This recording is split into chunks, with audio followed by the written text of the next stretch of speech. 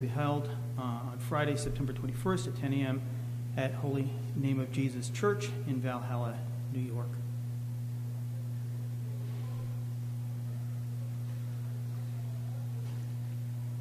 All right. The purpose of tonight's meeting is to go over the draft EIS for our consolidation project. Last winter was not kind to Greenburgh CSD. While we were repairing and upgrading the gymnasiums and replacing stair treads from our $700,000 repair reserve, heating systems failed and water mains broke. At various times, students at Bailey were moved to the Theodore Young Community Center, students at the ECP building were moved to the mansion, students from Woodlands had to stay home for lack of heat, and mansion employees had to work from home for lack of working bathrooms. We spent over $1 million replacing both boilers at Woodlands. Our facilities are aging. Our capital plan estimates a cost of $70 million over 5 years just to repair and maintain our existing facilities. Our state aid reimbursement rate is low, and we've spent several years pleading our case to New York State for increased construction aid. We can no longer afford to wait additional years. Winter is coming. We must do something. New and upgraded buildings would be more modern, energy efficient, and safer. Consolidating all our schools on the Warburg campus would make it easier to maintain instructional continuity. We are implementing IB, World Languages, ALP, and STEAM, world-class programs in our schools. We'd like our facilities to match. The board opted to pursue the consolidation option. The board hired several consultants, including CS Arch Architects, Tim Miller Associates, Savin Engineers, and Focus Media. We looked at earlier draft consolidation plans. Our architects met with teachers and administrators and updated our options. We convened a construction advisory committee that included community members, and they met on 6/7, 6/28, 8/23, and tonight to discuss our options. Meanwhile, on June 5th, we declared our intent to become a lead agency, and on 7/14, the board declared GCSD as a lead agency at the facilities consolidation for the Warburg campus project. At that point, our consultants began creating an outline for a draft environmental impact statement, which eventually resulted in the version we're looking at tonight. On 8/16, the superintendent and staff met with the New York State Education Department in Albany regarding state aid under the existing rules. At the 9/4/18 work session, the board determined that the draft EIS was complete and scheduled a public hearing for 9/20/18, which is tonight. Legal notice for this hearing was published in the Journal News on 9/6/18, posted on the district website on 9/7/18, and subsequently posted on Facebook, the Greenburgh app, board docs, and distributed to the CEC mailing list. Our target date for a referendum is on or about December 18th. Tonight, we are taking public comments on the draft EIS. A recorder is taking notes on your verbal input, and we're accepting any documentation you may wish to submit. The written record will be held open until close of business October 4th. Submit your comments, if you don't submit them tonight, to our Assistant Superintendent for Business, Mary O'Neill, MONEILL, at greenburghcsd.org. Our phone number is 914-761-6000, extension 3106. Your comments will become part of the final environmental impact statement. The final EIS must consist of the draft EIS, the one thing we're looking at tonight, including any necessary revisions and supplements, copies or a summary of the substantive comments received and their sources, and the lead agency's response to the comments. A secret finding statement certifying that the requirements of Part 617 have been met. That will be the next document down the line.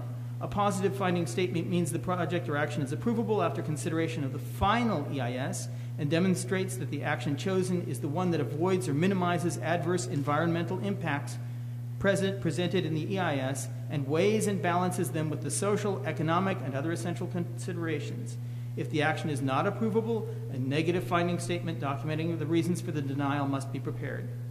For more information on the secret process, see the Department of Environmental Conservation website, www.dec.ny.gov, and look for SEQR.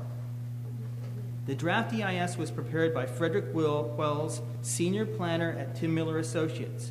We'll now hear a brief overview from Mr. Wells of the project and an update on further efforts to reduce both costs and environmental impact of the project, and then we'll open the hearing. Mr. Wells. Good evening. Frederick Wells, Tim Miller Associates. We have up here 2 boards, and I'll explain them a little bit after I talk briefly about the process and what we've done to date. As a chairman explained, we prepared a draft environmental impact statement based on a plan that was being looked at by the board, considered by the Board of Education, and has been discussed with the community both prior to our preparing the EIS and is still undergoing review. And so the so-called DEIS plan is what is to my right, and that's the plan that's evaluated in the document. Very briefly, the overview is to build additions on Jackson School, to build a new 3 to 8 school in the center of the campus, along with additional either renovations or new athletic facilities, modest renovations to the building and the site at the middle school, high school building, and to close Bailey and Highview schools to move those elementary school students here to the campus. The DEIS looked at environmental issues associated with site work primarily, so that even though there are a number of internal renovations and building work, that's not part of the environmental review technically. It pretty much look at site disturbance and site-related issues. So the general topics, I'll just breeze through those that are discussed in the draft EIS. Soils and grading, water resources, wetlands and drainage, ecological topics such as vegetation and wildlife, land use, traffic, effects on the community services and utilities, cultural resources such as historic aspects, construction impacts, both short-term, primarily short-term, such as air quality and noise, and alternatives to the project. So tonight, as the chairman explained, is an opportunity for the public to render comments on the draft environmental impact statement, both verbally or as stated, we'll accept written comments until October 4th. And in addition, I'd like to introduce this alternative plan, which is now, actually the plan was provided to me today. The board has been, as I say, reviewing the plan, and it's been evolving over time. So we will evaluate this plan in the final EIS, which is very similar to the DEIS plan. The essential differences you can see is the football field and the activities around it, and the new 3-8 school been swapped. And essentially what's happened, being able to tighten up on the designs for the various facilities around it, have been able to reduce the disturbed area pretty significantly. So in general, this plan, the alternative plan, is a so-called preferred alternative, because it actually improves or reduces impacts, improves the conditions, environmentally speaking. So we have not looked at this in terms of numbers, but we'll be presenting that in the final EIS in terms of all those impact areas I discussed. So now we can open up the comments to the floor. We'd ask that you state your name for the record.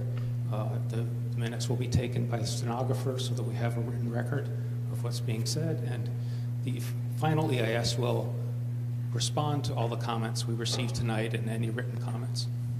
Thank you. Do I hear a motion to open up the draft environmental impact statement hearing? Do I hear a second? Second. All in favor? Aye. Those opposed? The hearing is now open. Our first speaker is Mona Freitag. There is no time limit in this case, so go to the podium, please.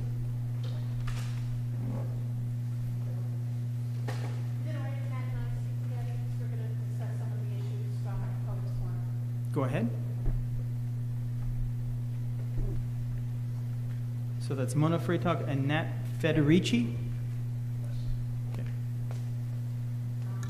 Nat and I both represent Poets Corner Civic Association, and Speak to the mic. oh, I'm sorry. Nat and I both represent the Poets Corner Civic Association. I'm very fortunate because Nat is an engineer. And And another one of our executive board members is an engineer as well, and has retired from the New York State Transportation Department. So he was able to review the draft environmental impact study for transportation issues. He specifically reviewed them for the transportation issues that would affect the Poets Corner community. And he felt that the traffic study conducted at Pat Capone Road and Route 100A were flawed and yield false and misleading results and need to be redone. The analysis fails to take into account the offset intersection with Keats Avenue and the close proximity of Maria Regina and Solomon Schechter schools, as well as the nearby signalized intersections of Secor Road and Route 100B. It analyzes the intersection as if Pat Capone Road 100A were an isolated T intersection and not affected by any other adjacent roadways or schools. We know that the extensive queue lengths that develop along Hartsdale Avenue today during peak periods when vehicles try to execute northbound left turns from Route 100A onto Keats Avenue or southbound left turns from 100A into Pat Capone Road when Maria Regina and Solomon Schechter students arrive and depart. This does not even account for the extensive queues that result from peak period backups from the adjacent 100A intersections at 100B and Secor Road. This report does not address any of these obvious issues.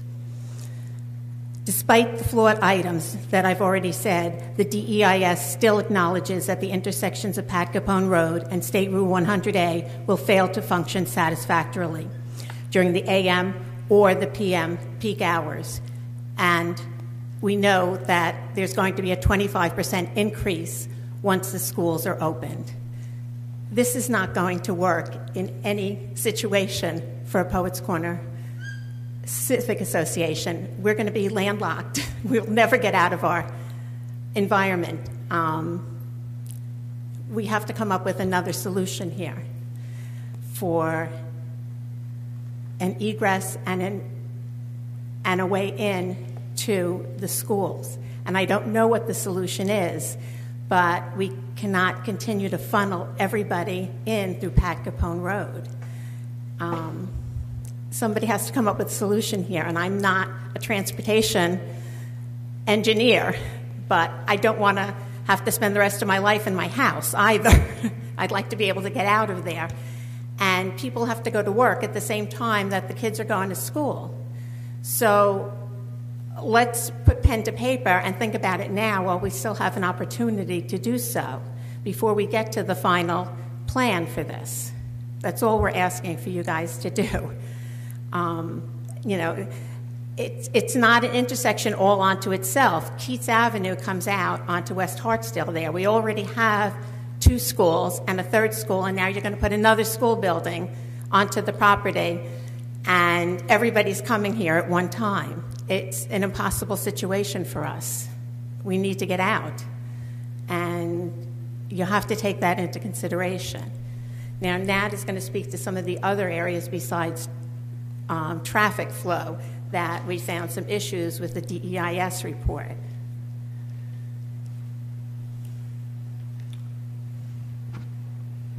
I'm Nat Federici, and I'm also co-president of the Poets Corner Civic Association with Mona. I am a registered engineer in the state of New York, and I do work in the environmental field, so I do have some understanding of the secret process as well as the environmental issues that are of concern here. Just to finish up on some of the traffic issues that were brought up. The discussion of the no action alternative fails to provide any specific detailed information data to support its elimination from the DEIS consideration. Verbiage is included without substantiation. For example, the DEIS states, this alternative is not consistent with the objectives or needs of the school district, which are to improve educational facilities of the district and optimize use of the district resources. Without moving the district's elementary grades to the Warburg campus, the district is likely to continue to continue to experience financial pressure from the rising cost of operation of its 3 elementary schools. Meeting these costs could potentially impact the district's ability to fund the array of programs that it currently offers to the students. Nothing in the DIS provides cost data to substantiate that. The no action alternative versus the build alternative or any other comparisons regarding the optimization of those district resources. There is also no discussion or documentation of the educational advantages and disadvantages of consolidating the 3 schools. Some of the points that I'd like to raise is, from an environmental standpoint, the DEIS mentions that you will be disturbing approximately 42 acres. When you consider that the campus is spread over 186 acres, that's roughly 23%. That's a substantial amount of area that you will be disturbing, so that has to be addressed, and I don't think it was addressed. Mitigation wasn't addressed in detail here. The 2022 build year, not reasonable. It's not gonna, you're not gonna be able to build in 4 years. Everything that is laid out in the initial plan. I'm saying this through experience. I manage capital projects. I know what it takes to build, and there's no way it's going to be done in 4 years. But that will mean to the community additional traffic, construction, air quality to dust, and whatever construction activities are also included. So that's something that has to be better thought out. For example, an alternative for a phased approach was not presented, right? So that's something that I think, if I were in your shoes, I would definitely evaluate, because, you know, we're, as a community, we're not opposed to the consolidation, but I think doing it wisely is what is in everybody's best interest. And a phased approach kind of makes sense because you can do things staged and get benefits, and your impact will be less, both from an economic as well as disturbance, and then the increase in traffic will be gradual, not all at once. So you'll be able to work things out. So one of the first things you can do is connect the existing Lee F. Jackson campus to the main campus. That would give you a third access point out. You know, move one of the schools at a time and not build right away the big construction effort, make that the last phase. In addition to that, there's no costs presented whatsoever for the build alternative. So those are just some of the concerns. We'll be writing the rest of those and submitting them by the October 4th deadline. Thanks. Thank you. Before I step away from here, I don't want to leave the podium with the board thinking that Poets Corner is adverse to the consolidation project. We're not. We have some concerns with the DEIS, with the study, but we're not adverse to the project as a whole. We believe that what's right for our children is right for Poets Corner, and it's right for the town. We just want to see it be done in the best possible way with the least impact on the community. Thank you. Thank you. Our next speaker, it looks like Seth Segal.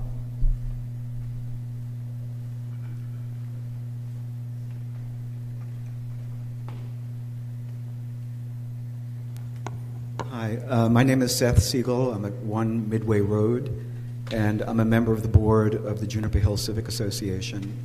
I want to reiterate what Mona just said, that the Civic Association isn't opposed to the idea of consolidation, but we do have concerns about the DEIS. And I just want to outline 3 concerns that I'm aware of. The first is that in the process of drawing up the DEIS, no one from the Juniper Hill Civic Association was ever contacted. No one in the community was ever asked about what their concerns might be about the environmental impact. And the Juniper Hill Civic Association includes Russell Street, Juniper Hill Road, Saratoga Road, 1st and 2nd Street. So all these areas are going to be impacted by the construction. One particular concern we have is that the Lee F. Jackson School has an elevated position on top of a hill relative to Juniper Hill Road. And historically, we've had a major problem with water runoff from the pervious surface down into the backyards of houses on Juniper Road, flooding their basements. And it's cost people who live in those houses a great deal of money in terms of installing pumps and trenching around their houses and so forth. One thing I don't see addressed in this DIS is what effect adding pervious surface to the area around Lee F. Jackson School is going to have on water runoff down that slope, and also down 1st Street and Saratoga into Juniper Hill, where there's only one catch basin, for example, currently. So I'd want to be assured in some way that that's been looked at and considered, and that there's a real effort made not to increase the problem of water runoff in that area. The other area we're interested in is just the impact that additional traffic will have on the area around Russell Street and Juniper Hill and Saratoga and 1st Street. So we'd want to be reassured that that's been carefully looked at. So those are my initial concerns. There may be members of the association who have other concerns, but those are the ones that I'm aware of right now. Thank you. Thank you.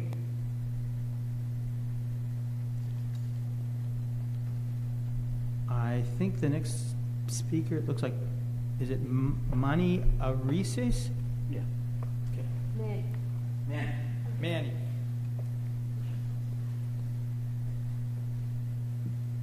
Hi, we're not trying to double dip, but I am the president of the Juniper Hills Association. My name is Manny Orices, and I signed up in case that Seth missed something, but I don't think he has. I also want to make sure that you understand that we are very interested in improving the educational experience of the children in our community. We also are also very concerned with people who don't have children, people who are retired, are living on fixed income, and the cost. And I appreciate the conversation about phasing in the bill. Gives us a chance to get used to the higher cost and the taxes. That's big picture kind of an approach to a project that we all feel really we'd be proud of. In specific, I have problems with the traffic as well, and I think an engineer pointed it out a lot better than I can that some of the data is cursory, kind of on something to fill space. It's not rigorous enough. I think it should be explored. Talking about traffic, I'm going to bring in some of the alternatives here because as you pointed out in the second alternative, as you move more infrastructure towards Juniper Hill, it will provide an incentive for more traffic to go in that direction. Whether that scheduling buses, you want to get the buses up to the north. So that has to be looked at as well. I don't know if you're familiar with Juniper Hill. Juniper Hill is a very crooked, kind of in and out kind of a road that serpentines up the hill, and it has a lot of roads that have very bad sight lines. So putting in more traffic and encouraging traffic to go in that direction, not that we want to become adversaries to Poets Corner, will not be beneficial to us. We also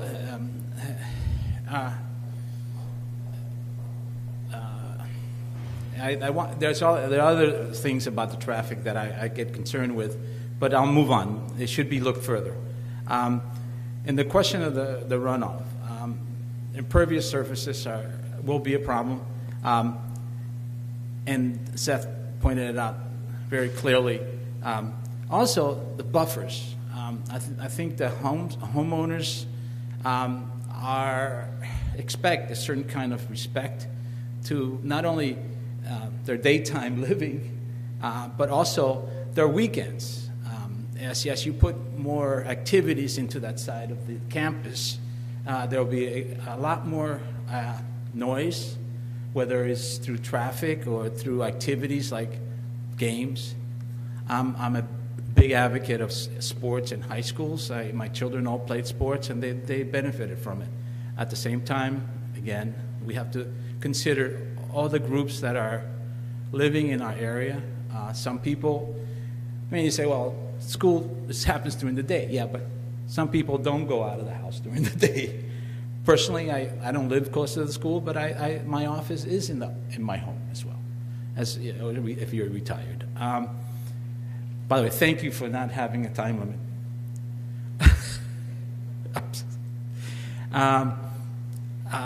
Going down the list, they might not make any sense, but decrease as far as knocking down trees. There's a lot of it second growth, but we all understand that everything in Westchester is second growth. I don't think there's original growth. If you're going to go by that standard, you can build anywhere. Most of the stuff, these are all farms. They eventually grew more trees. And they also create habitats. I know, because where I live, there's a lot of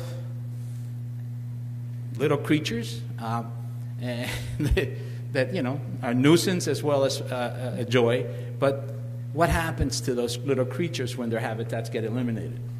And a lot of this habitat that's going to be eliminated is really close to Juniper Hill. They're going to find some place to go. And I don't think it should be the responsibility to deal with it when it happens on Juniper Hill residents, wherever that is. Raccoons, whatever, foxes, I don't know, deer, whatever that is. So it has to be included. It's not just that we're not removing that many habitats. You're removing habitats, 40 acres, whatever, 28 acres. I forgot the number. And that has an impact. And it has an impact on the residents that appreciate, the trees and the kind of security and enhancement of their environment, like here. This is a beautiful, I was just admiring how beautiful this is because it's surrounded with trees. We take those trees down, we lose some of that enjoyment. And the interaction, I have to repeat, the interaction between humans and animals become increased when their habitat is removed. All right. Community input. There's a nice turnout here today, but I don't believe that one meeting is enough. I believe that it was a little short. Not that you didn't try to have the time slot and the meeting advertised as much as possible, but I know from our activities at Juniper Hill and how to get the word out. You guys can tell it takes a while. It takes us. If people have plans, people have limitations. Whether they're a parent finding a babysitter, or whether you're a senior finding your access to get here, or whatever. So we have to be aware of that. So one meeting, I don't think is enough. Let me finish off because there are a lot of other things that I'd like to cover, but I think we get the gist that I don't think this was a rush job, but at the same time, it needs a little bit more thoughtfulness on your part and more thoughtfulness on our part by being invited to participate after some of the stuff that we are talking about here gets flushed out. And I thank you again for your effort. I got to tell you this because I've always looked at the school board as one of the most demanding and thankless jobs there is. And I appreciate that not only a lot of you guys probably don't have any kids in the school. I appreciate the fact that you're looking to make the experience for our children, because they're all our children, a lot better. Thank you very much. Thank you.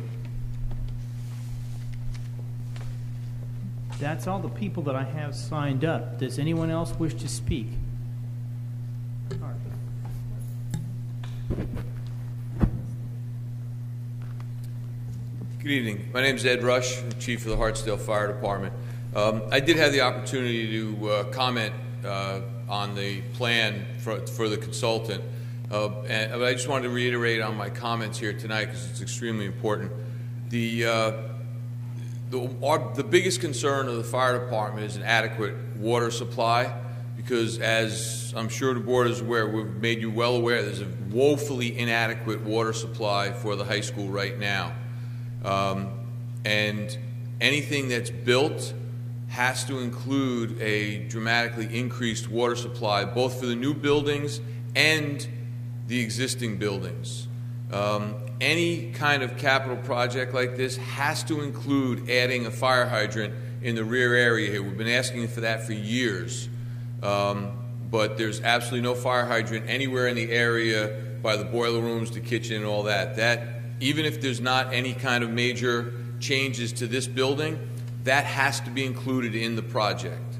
And then there's no good hydrant anywhere near the administration building either. That has to be completely added, even if there's not major work done on that building. And obviously, any of the new buildings or additions would have to have an adequate water supply with an adequate number of hydrants. And I assume, based on the fact that it's new construction, they would be fully sprinkled, which, you know, we would not approve anything unless it is. So that's my only comment. Other than that, I think it's, you know, from our standpoint, it's a great, you know, project for the district, and hopefully you'll be able to move forward with it. Thank you. Does anyone else wish to speak? Dr. Chase. Good evening, everyone. I would like to thank the community members who came out this evening. It's great to see you all, especially our leaders of the various neighborhood associations. I would love to stay to talk to you, but I don't want to be rude. I want to be transparent.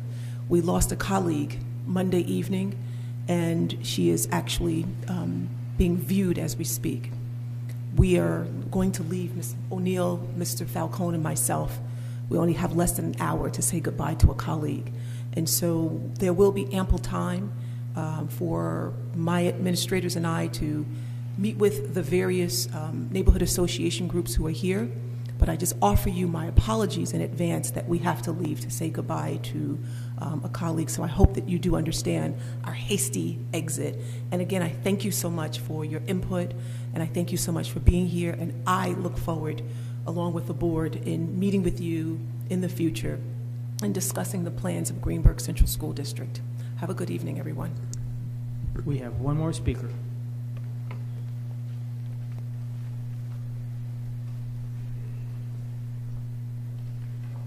Your name? I'm Sue Mirialakis, and I'm the former president of the Juniper Hill Civic Association. I assume these plans have been in play for quite some time in the process. I know we had someone come down from the school district several years back to talk to us about consolidation. That said, I would love to know what the process was for community input, because nobody from Juniper Hill was involved in that, to my knowledge, and we literally back the Jackson School, the Lee F. Jackson School. So I think that it's really important that we have some input into this, and not just tonight. And I found the idea that we have only so much time for comments, and that they have to be written in, you know, with whatever format that you require. And there's not a lot of time for that. So we're just finding out about this now. And we do have several very cogent objections to the current plan. There's a lot of wildlife there, and we have for years complained to the school district about the runoff of the water from the impervious surfaces of the Jackson School, which were never addressed. And when we asked that something be done to help relieve the problem, we were told we had to provide all kinds of paperwork and bills for water damage and all kinds of stuff like that. And it sounded like a legal brief. P.S. That never happened. because we just couldn't deal with doing that. There was just too much going on. And people hadn't saved their bills for 25, 30 years. So I think that the water problem is huge, and I don't see that it's been addressed in the current plan. I don't think that you've addressed the traffic problems. Juniper Hill is a very steep hill. It goes straight up, which means that people gun their engines trying to get up the hill, and then on the way down, they go, whee! We do have school buses coming in and out of that area now, and it gets a little hairy. So the idea of putting more kids in that same school with more buses is a little scary. Those roads are not very, very safe, and as was mentioned, there is just these blind curves everywhere. We've had traffic study after traffic study after traffic study, and we're not allowed to put in speed bumps. We're not allowed to put in little, mirrors on the curves so people can see what's coming, according to the police department safety officer, because there are other problems with those things. So I ask you, you put a lot more, we have a lot of traffic that comes through between Tarrytown Road and then goes off onto Central Avenue, and they come through our area as well.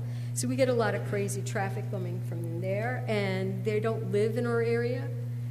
And now we're thinking about what would happen if we have more school buses. As it is, we don't have sidewalks. So people walk on the side, or in inclement weather, they're walking in the street. It's dangerous.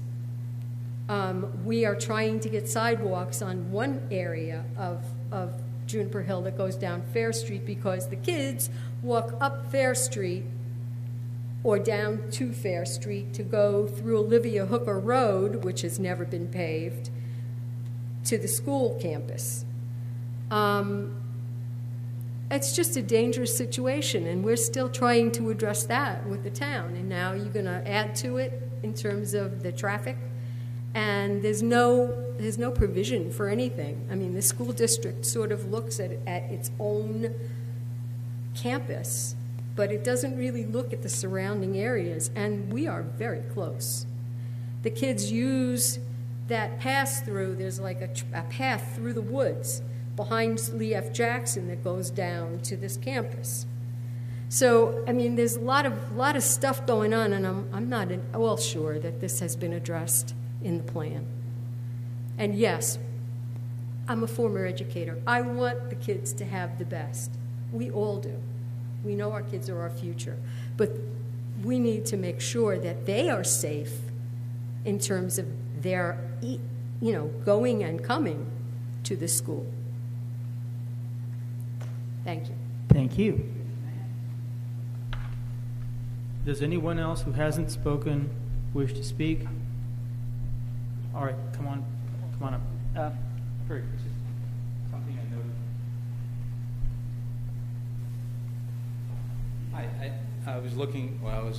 My name is Manny. I'm back on. While I was looking at your graphs there, your plans, two things came up. And first of all, I'm going to say that the Juniper Hill Civic Association represents 200 households, and we feel the impact of any traffic that happens and anything that gets changed. So it's just a substantial number of households. I know from my experience in getting on and off the campus, I generally don't go to Hartsdale Avenue to go onto the campus. I generally use that, I don't know the name of the road that goes through those garden apartments and into the campus in that direction. Yeah, and that's because that's easy for me to get to.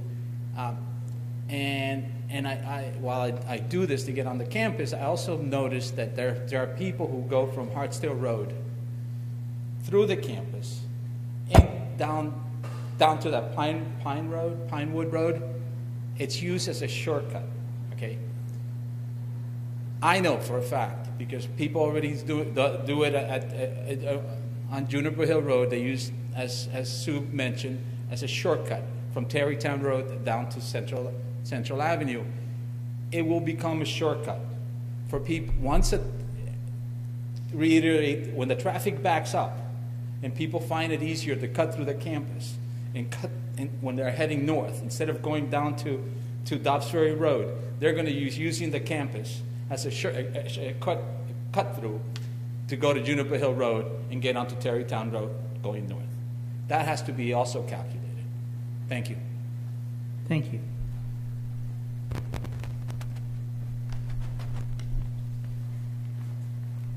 All right. Does anyone else wish to speak? Very good. Cora, go ahead. I'm speaking on behalf of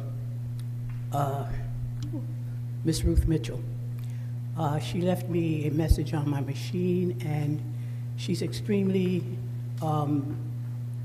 agitated about the whole situation because she said that their area got no kind of information at all about the meeting tonight or about the reorganization of the schools. They know about it, but actual information, no. There's also a concern about Richard J. Bailey School, and she said that she would like very much, to make sure that we reconsider Richard J. Bailey School, because she's been a part of. This is the third or the fourth time we have had this bond up to move the schools onto the campus, and she's been a part of them all. So she couldn't be here because she's no longer driving and she's handicapped. And this is not a place, that's really conducive to her. So anyway, she asked me just to speak on her behalf. And when she gets a chance, and if she can get to one of the meetings, I am sure she will voice her own opinion and let you know exactly how she feels about the reorganization of the school. But I just wanted to let you know she called and she was concerned. Thank you. Does anyone else wish to speak? Do I hear a motion to close the hearing? I have a question as to whether you're going to be making copies of your plan to give to the civic association, showing streets where the traffic would start, what new streets will be created in order to get, onto the site. It's hard talking about something that you don't know until you see the streets and see the access routes, the egress routes, and how the traffic is going to be affected. So I don't know. The draft EIS contains several illustrations. You need a soft copy or hard copy? The streets aren't listed on it, though. It's impossible to read what the streets are. It's just a graphic drawing without. Okay, so that's a note for the architects. Okay. Yeah, we need better information. Okay. Closing the hearing, that means the written record will be left open until October 4th, and people can provide input until that time. There will be other meetings. This is just the environmental impact portion. Nobody's passed any resolutions on cost. There are many other aspects of the project. Do I hear a second? Second. All in favor? Those opposed? The hearing is now closed. Do I hear a motion to adjourn? Do I hear a second? All in favor? Those opposed? We are adjourned. Thank you.